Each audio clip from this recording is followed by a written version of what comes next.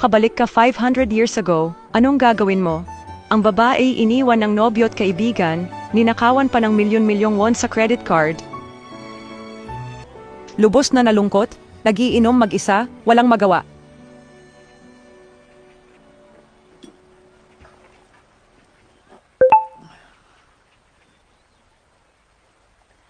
Mas gusto ko nalang matulog habang buhay at hindi na magising kahit kailan. Paano ba naman kasi umabot sa ganito ang lagay ng buhay ko? Di naman magbabago ang buhay mo dahil ang ginusto mo yan. Nakita niya ang batang lalaking nagsisipa ng bagay sa tabi ng lawa, ngunit sa isang kisap mata, nawala ang bata. Saan kaya siya napunta? Napakalaki ng lugar na ito. Nang tumingin muli sa lawa, nakita niyang nahulog ang bata. Naisip niya, di ako marunong lumangoy, at maraming tao rito, tiyak na hindi lang ako ang nakakita nito. Ililigtas nila siya. Pero hindi sila nakatingin sa gawin niya. Nasa lawa pa rin ang bata, humihingi ng tulong. Matapos mag-isip sandali, naisip niya, ang pagliligtas ng buhay ang pinakamahalaga. Tumalon siya sa lawa, nag-dog paddle papunta sa bata. Biglang dumating ang ama ng bata sakay ng bangka, at magkasama nilang hinila ang bata. Sige po. Isang ganap na solar eclipse ang biglaang lumitaw, parang may magneto sa ilalim ng lawa na humihila sa kanya pababa. Sa isang iglap, nasipsip siya sa lawa. Eto na, mamamatay na ako. Nag-flash sa isip niya ang huling mga pangyayari, kaibigan at kasintahan. Kahit miserable ang buhay, ayaw pa rin niyang mamatay. Habang natatakpan ng araw, parang malapit na siyang mamatay, nawalan siya ng malay. Tapos may humila sa kanya pataas. Paglitaw sa tubig, napansin niyang hindi pamilyar ang lugar. Saan ba to? Bakit ako nandito? Mukhang buhay pa ako, salamat sa Diyos. Paglingon, may nakita siyang lalaking naliligo na nag-akusa sa kanya. May grupo ng mga hubad na lalaking naliligo. Bigla, may babaeng tumawag sa kanya, naginang at lumapit. Sinundan niya ang babae palayo sa mga naliligong lalaki. Habang tumatakbo, sabi ng babae, buti hindi ka nahuli. Takbo, sabi niya sa babae. Ayos ka lang ba? Nanatiling nalilito ang dalaga. Bakit ba lagi niya akong tinatawag na lady? Hindi naman ito parke. Bakit ako nandito? Tanong niya sa dalaga. Saan po ba ito? Sabi ng babae. Saan pa ba dapat? Ito ang pinakamalaking bathhouse ng Songak. Hindi ba dito mo gustong pumunta? Tumingin ang dalaga sa paligid. Maraming tao, lalaking pinakikinis ang likod at babaeng naliligo, may usok sa paligid. Naisip niya, tapos na ako, patay na talaga, ito ang kabilang buhay, at nawala ng malay. Ilang oras ang lumipas, nagising siya sa di pamilyar na lugar, may kakaibang babaeng nakaupo sa tabi niya. Nang makitang gising na siya, tinawag siya ng babae na Hisu. Nagpaliwanag siya, hindi ako si Hisu, ako si Gohajin. Bakit Hisu at lady ang tawag sa akin? Naalala ang pagkahulog sa tubig, naisip niyang buhay pa pala siya. Sabi ni Kiryom, hindi siya patay, muntik lang. Tanong niya, hindi patay? Pinisil niya ang sarili ng mahigpit. Masakit. Hindi nga ako patay. Tumakbo siya palabas, tumingin sa paligid, at nakakita ng lugar na bago sa kanya, lahat ay nakasuot ng kakaibang damit. Kung hindi ako patay, nasaan ako? Sinabi ng babae sa kanya, Hisu ang pangalan mo, pinsan mo ako. Naisip niya, ako si Hisu, at buhay pa ako. Ito ang dinastyang Goryo. Posible kaya na nasa katawan ako ng ibang tao? Nag-time travel ba ako? Pinisil niya ang kanyang pisngi. Nang tingnan ang mga kamay, wala nang kulubot, pinalitan ng makinis na balat.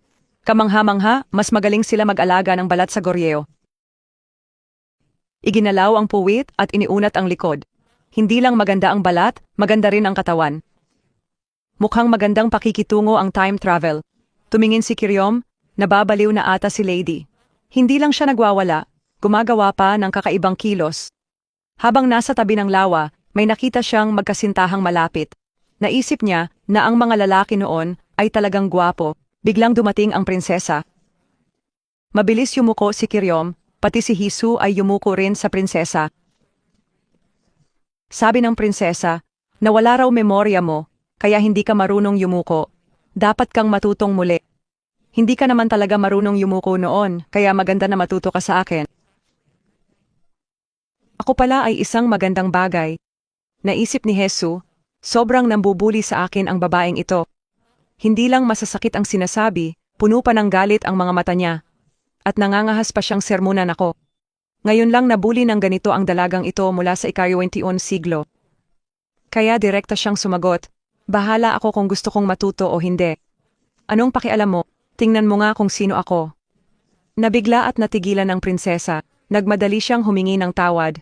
Hindi pa lubos na gumaling ang isip ng dalaga, huwag po sana kayong magalit. Bulong ng prinsesa, maldita ito. Galit na sagot ni Jesus, sinong tinatawag mong maldita? Ulitin mo nga. Buti na lang dumating ang gwapong lalaki at namagitan.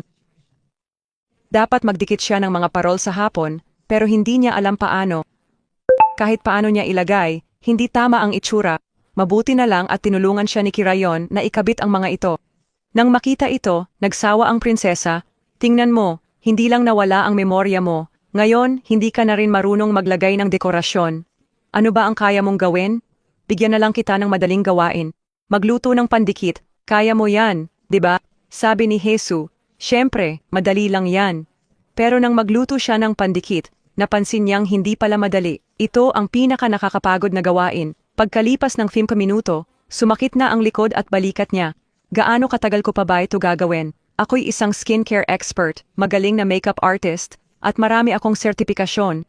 Pambubuli lang tong ginagawa nila sa akin. Pagkatapos, gumawa siya ng ilang pisikal na therapy stretches, iniinat at iniikit ang kanyang leeg. Bigla niyang nakita ang isang matandang lalaki mula sa katabing workshop. Baka nakapaglakbay din siya sa panahon tulad ko. Hinabol niya ito, pero bigla itong nawala sa paningin niya. Sa sandaling iyon, dumating ang ika-4 na prinsipe na nakasakay sa mabilis na kabayo, walang pakialam sa buhay ng mga tao sa paligid. Natumba si Jesus at muntik nang mahulog sa isang kanal ng maruming tubig. Mabuti na lang at inabot siya ng ika-4 na prinsipe at inangat sa likod ng kanyang kabayo. Tumingin si Jesus sa kanya, napakagwapo niya.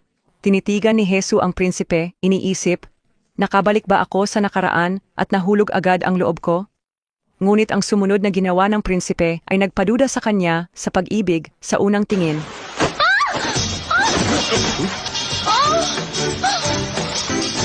Nagalit ng todo si Jesus. Walang alam sa romansa ang mga lalaki sa panahong ito. Sige, di mo ko mahal. Pero bakit mo ko itinatapon na parang bagay lang? Minura niya ang prinsipe. Walang hiya ka, nagkakabayo ka ng walang pakialam sa buhay ng iba. Tiningnan ng prinsipe ang inosenteng babae, binantaan ng kaunti, at umalis. Ay! Loko yun na! Sabi sa kanya ng mabait na ate, Miss, wag mo na siyang sumpain. Ang ika-4 na prinsipe ay pumapatay ng walang pakundangan. Mabuti na lang at nakaligtas ka. Alam mo ba kung ilang anak na lalaki meron ng emperador? Ilang tao ang papatay para mapansin sila? Nang dumating si Kirayon, sinabi niyang umuwi na agad. Galit na galit ang prinsesa dahil sinunog mo ang kusina habang nagluluto ng pandikit. Nahihiyang lumapit si Jesus sa prinsesa, tila nagtatago. Pinagalitan siyang muli ng prinsesa. Nang tumingin siya sa ika-8 prinsipe, napansin siya ng ika-13 at tinanong kung siya ang sumilip sa kanila kahapon. Natakot si Jesus, mabilis na tumanggi at tumakbong palabas. Sigurado ang ika-13 prinsipe na siya, yon at hinanap siya. Habang hinahanap si Jesus, nakita niya ang babaeng nagpapalit ng damit at sumilip. Nahuli siya, biglang pinigilan siya ni Jesus. Bastos ka, sumisilip ka sa nagpapalit, humingi ka ng tawad. Nagalit ng todo ang ika-13 prinsipe, walang nangahas na kausapin siya ng ganyan. Prinsipe ako, paano mo ko kakausapin ng ganyan? Saka bakit ko titingnan ang isang karaniwang katulong na nagbibihis? Tinanong niya nang may banta ang katulong. Nakita ba kitang nagbibihis? Natakot ang katulong at mabilis na sumagot, hindi po. Sinigawan siya ni Jesus. Bastos, sumilip ka tapos binantaan mo pa siya. Wala na bang katarungan sa mundong ito? Itinulak siya ng ika-13 prinsipe at umalis. Galit na hinabol siya ni Jesus, humihingi ng paumanhin. Itinulak ng ika-13 prinsipe si Jesus sa lupa. Naisip ni Jesus, teritoryo ko to, di ba? Tinutulak ako rito, susuklian ko yan. Kaya't naglaban ng dalawa ng matindi. Hinawakan niya ako sa baywang, kaya kinagat ko ang kamay niya. Tinulak niya ko, sinipa ko siya. Sa huli, mas mahusay si Jesus, pinadapa ang prinsipe at sinuntok sa ulo. Nagulat ang iba. Napakatatapang talaga ng babaeng ito.